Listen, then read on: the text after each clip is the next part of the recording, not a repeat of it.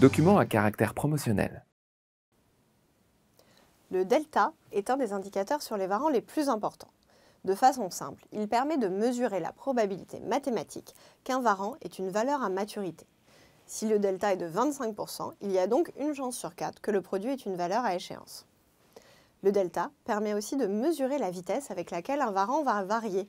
Pour chaque mouvement d'1 € de son sous-jacent, un varant de parité 1 et de delta 20% va varier de 20% fois 1 €, soit 20 centimes d'euros. Un mouvement de 1 centime du produit nécessite donc un mouvement de 0,01 sur 20%, soit 5 centimes de mouvement du sous-jacent. Le delta d'un varant varie dans le temps. Lorsque le sous-jacent augmente, le delta d'un varant call va lui aussi augmenter, réduisant ainsi le mouvement nécessaire du sous-jacent pour que le produit gagne 1 centime. C'est l'accélération du delta. Ce mouvement nécessaire du sous-jacent pour que le varant change de fourchette s'appelle le pas de cotation.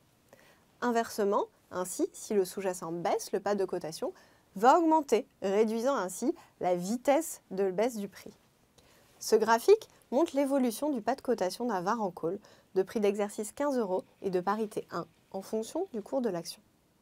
Ainsi, si le cours du sous-jacent varie de 2 € en passant de 13 à 11 €, le produit perdra 8 centimes. En revanche, si le sous-jacent passe de 17 à 19 €, le produit gagnera 1,53 €. Cette différence de variation du produit pour un mouvement similaire de l'action, 2 €, illustre l'effet du delta sur la variation du produit et l'accélération que celui-ci peut avoir sur le prix du produit.